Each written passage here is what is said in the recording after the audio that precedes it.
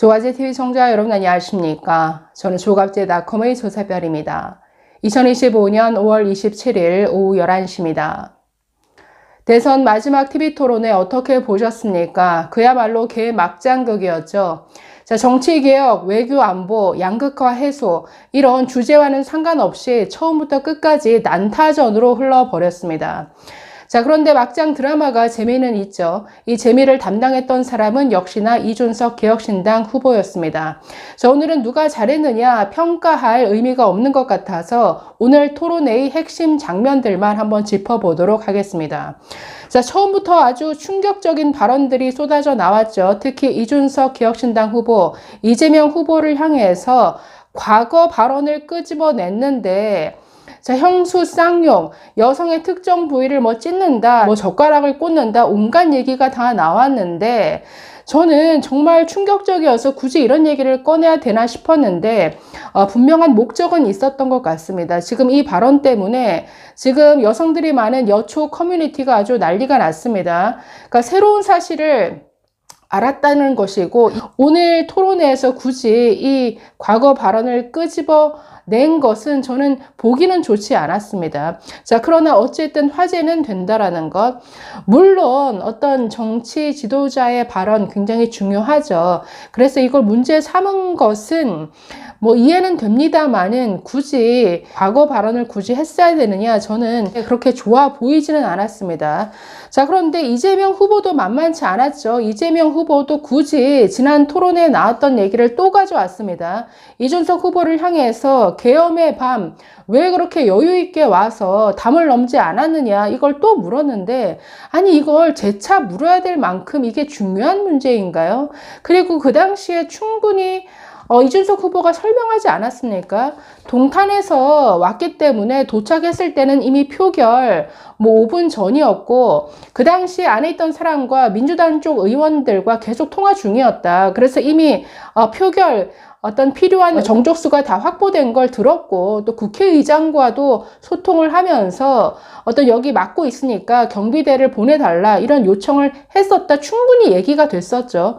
그런데 이걸 굳이 또 꺼내서는 왜 늦게 왔느냐 술 먹고 있었던 것 같은데 집에 가서 굳이 샤워까지 하면서 와야 했느냐. 그때 다른 민주당 의원들 여성 의원들은 화장도 못하고 슬리퍼 신고 온 사람들도 있었다. 아니 그건 그 사람들이고 누가 여유를 부렸다라는 거죠. 이건 굉장히 주관적인 기준 아닙니까?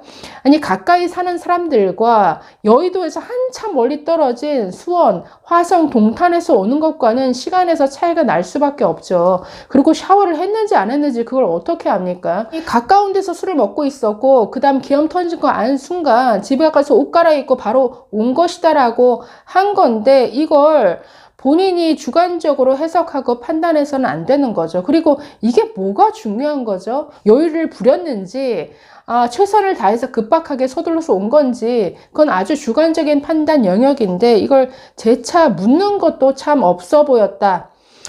자, 세 번째. 호텔 경제학 관련해서 루카스 자이제 얘기를 꺼냈는데 정말 재밌었습니다. 자, 이준석 후보가 이렇게 질문했죠. 지난 토론에서 놀란 게 이재명 후보가 호텔 경제학을 방어하기 위해서 루카스 자이제를 들고 나와서 그분을 아냐고 물어보는데 저는 더 놀랐던 게 이분이 독일 공산당 기관지에 편집장을 지낸 분입니다.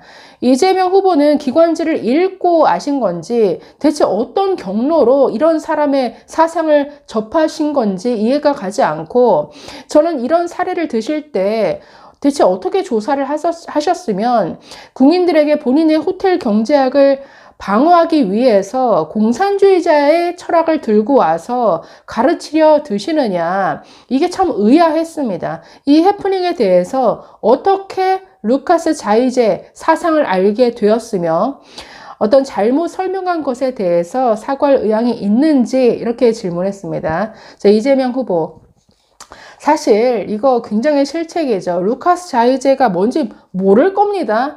그러니까 항상 이준석의 질문에 의해서 드러나는 것은 이재명 후보가 너무 모르는데 아는 척 한다라는 거죠. 그리고 그 허점을 들켰을 때 그냥 제가 좀 더 조사를 하겠다, 더 알아보겠다 이게 아니라 뭔가 본인의 허점을 들킨 걸 방어하기 위해서 무리하게 자꾸 다른 거를 끌어온다라는 겁니다. 그러다 스텝이 꼬여버리는 거죠.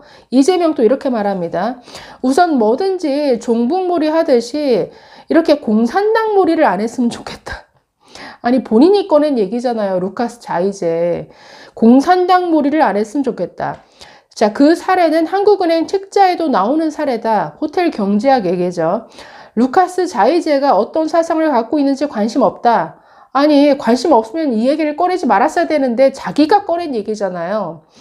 자, 이건 아주 고전적인 단순화된 경제의 흐름, 돈의 흐름에 관한 일반적 사례이다. 전체를 얘기하는데 일부만 딱 떼어서는 왜곡, 과장하고 이걸 침소봉대한다. 이렇게 반박했습니다. 자, 이에 대해서 이준석. 저는 가장 놀라운 것이 세 번째 토론이어서 유권자분들이 이재명의 패턴을 읽었겠지만 아니 본인이 지난 토론회에서 먼저 저에게 루카스 자이제 아냐고 물어본 다음에 지금에 와서는 저더러 종북몰이한다, 공산당 몰이한다. 이게 얼마나 황당한 상황입니까? 네, 황당하죠.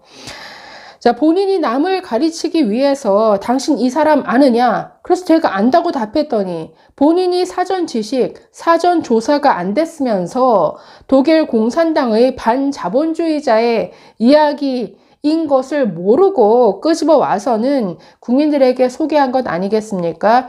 지금 와서 회피한다고 저렇게 말씀하시는 것, 이게 이재명이 국민들을 대하는 태도다. 자꾸 이렇게 발뺌하는 방식으로 토론할 것 같으면 국민들이 올바른 검증을 할 수 없습니다. 자, 그래서 여기서 더 나아가서 저는 지금 토론회 이걸로 끝날 게 아니라 추가적인 토론을 더 합시다. 이렇게 제안까지 했습니다. 어디든 상관없다. 김어준 방송에 나가서도 토론할 수 있다. 자, 저는 이 장면 굉장히 재밌게 봤습니다. 자, 또 하나는 오늘 김문수 후보, 저는 정말 김문수 후보의 어떤 토론 모습을 보면 너무 어떤 정리가 안 돼요. 이 발언 자체가. 아니 열심히 이재명을 공격하는 거에 초점을 맞추는데 그런다고 해서 이게 뭔가 새로운 걸 가지고 해야지 했더니 이게 또 하고 너무나 반복이었습니다. 처음부터 끝까지 이재명이 자기 방탄을 위해서 국회 법도 고치고 뭐 대법관 탄핵한다, 검찰을 어떻게 하겠다, 뭐 대법원을 향해서 청문회 하겠다, 특검하겠다.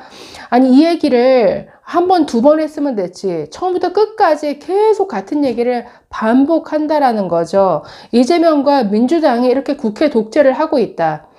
어떤 사법부를 없애려고 하고 또 헌법재판소 4심까지 가려고 하고 또 검찰 기소 못하게 하고 검사 탄핵한다라고 하고 그러니까 이런 걸 얘기하는 건데 어느 정도여야지 그게 너무 지나치다라는 겁니다. 자, 그래서 거의 마지막 특히나 뭐 외교안보 분야까지 가서도 이런 얘기를 했어요. 증거가 없는데 왜 재판을 계속 받고 있는 거냐?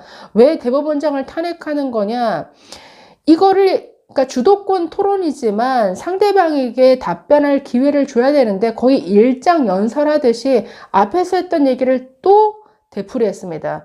너무 길게 얘기하니까 이에 대해서 이재명 후보 이렇게 말했습니다. 이게 토론장인지 유세장인지 모르겠습니다. 뭐 대법원 특검 탄핵 내가 지시한 게 아닙니다. 법률 개정을 시도하려고 한 의원이 있었는데 제가 의원들에게 보류하라라고 지시를 했습니다. 제가 다 시킨 것처럼 하는데 아니다. 또 재판은 왜 받는 거냐? 검찰에게 물어봐라. 이게 검찰이 조작해서 기소를 한 거다. 또 똑같은 질문에 똑같은 답변이 되풀이 되었습니다. 이게 너무나 식상하다라는 거죠. 그래서 저는 참 김문수 후보 볼수록 실망인 게 과거에 본인이 어떻게 깨끗하게 살았고 어떻게 뭐 노동운동을 했고 이거 다 좋습니다.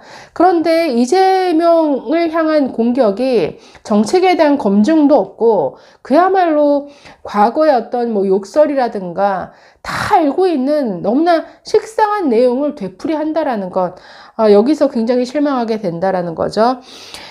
근데 또 보시면 재밌었던 게 쌍방울 대북송금. 자, 갑자기 이준석 후보 주도권 토론회에서 자, HMM 이전에 대해서 물었습니다. 이재명 후보 부산 가서 HMM 이전한다라고 했는데 이 HMM의 전신이 어떤 회사인지 아느냐라고 물었습니다. 그런데 이재명 후보는 이 공약 가지고 묻는 줄 알고 일장 연설을 하려다가 주도권 토론인데 뭐 HMM 북극 항로를 어쩌고 저쩌고 하면서 이준석 후보의 그 시간을 까먹는 전략을 썼죠. 그러니까 묻는 말에 질문하라. 아니 HMM의 전신이 뭐냐고요. 거기에 대한 답변만 하면 되는데 까먹고 나서 자 현대상선이다라고 답을 했습니다. 자 이준석 후보 이렇게 묻죠. 현대상선이 전신인데 HMM을 묻는 게 아니라 결국 쌍방울 대북 송금으로 뛰어갔습니다. 자, 현대상선이 전신인데 과거 2000년대 초 대북 사업을 하다가 2억 달러 자금이 사용되어서 기업이 휘청된 적이 있습니다. 요즘 같으면 이거 대북 송금으로 크게 문제될 일입니다. 이렇게 쌍방울 대북 송금으로 넘어갑니다. 자, 이걸 중요하게 다뤄야 하는 게 김문수 후보 말처럼 쌍방울 대북 송금 때문에 이재명 후보가 지금 재판받고 곤란받고 있는데 이건 법적 판단과 무관하게 미국의 제재 대상이 될 수 있습니다. 자, 왜냐하면 지금 UN 대북 제재에 걸리는 문제죠. 대통령이 되어도 이재명 후보 미국 입국이 제한될 수 있습니다. 이민법 212조에 따라.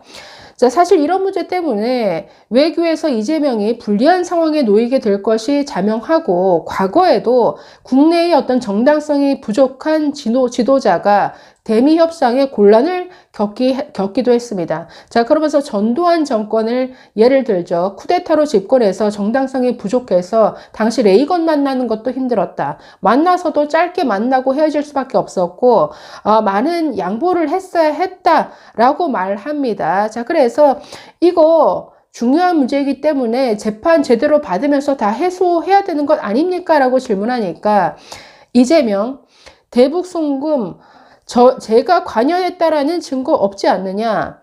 저를 위해 쌍방울이 대북 송금했다. 이거 믿을 수 없다. 뭐 이들이 주가 조작을 하다가 수사를 받으니까 아마도 그걸 도박 자금으로 썼다는 설도 있던데 진상이 규명될 것이다. 자, 이걸 또 이준석이 어떻게 재밌게 받았냐면 자, 그럼 쌍방울이라는 기업이 과거에는 속옷 만들었고 대북 사업을 하기 위해 스마트팜을 언급하는 상황인데 그게 얼마나 진실된 이야기로 들리겠습니까? 쌍방울이 속옷 만들던 회사가 스마트팜을 하기 위해서 북한에 송금하다가 걸려서 도박 자금으로 날려서 이재명을 물고 늘어졌다? 이 해명을 트럼프가 받아들이겠습니까? 하늘을 손바닥으로 하늘 가릴 수 없습니다. 이것 자체가 정말 황당하게 건너뛰는데, 그러니까 이재명 후보의 해명이 뭔가 맞지 않는다라는 거죠. 속옷 만들던 회사가 갑자기 대북 송금을 한다? 스마트팜 사업을 하기 위해서 그러다가 그 자금 받아서 도박 자금으로 날렸다? 그러고 나서는 이재명을 물고 늘어진다? 이재명 후보의 이런 발언이 어이없다라는 지점을 지적하는데 저는 정말 빵 터졌습니다.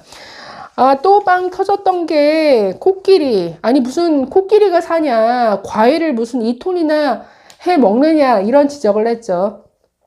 법인카드 사용 그 내역, 재판 과정에서 나온 거 보니까 법인카드로 과일을 사는데 거의 2,800만 원을 넘게 썼더라. 이거 무게로 따지면 과일 용량이 거의 2톤이다. 아니 1년 동안 과일을 2톤이나 먹는다고요? 그 가정에 코끼리가 삽니까? 네, 이런 지적을 했는데 정말 여기서도 빵 터지고 말았습니다. 물론 본인이 쓴 거 없다, 나는 모른다라고 해명하긴 했지만 이런 장면들. 자, 그래서 오늘 처음부터 끝까지 정말 너나 할 것 없이 뭐 내란 세력이냐, 뭐 국회 독재냐 이런 공방이 오가면서 아주 정말 막장으로 흘렀습니다. 그래서 마지막 3차 토론회 정말 기대했다가 막장으로 끝나버려서 좀 허탈하긴 한데 어떻게 보셨는지 모르겠네요. 자, 어쨌든 막장. 그러나 막장 드라마이기 때문에 대목대목 빵 터지는 재미는 있었다. 이렇게 평가하고 싶네요. 감사합니다.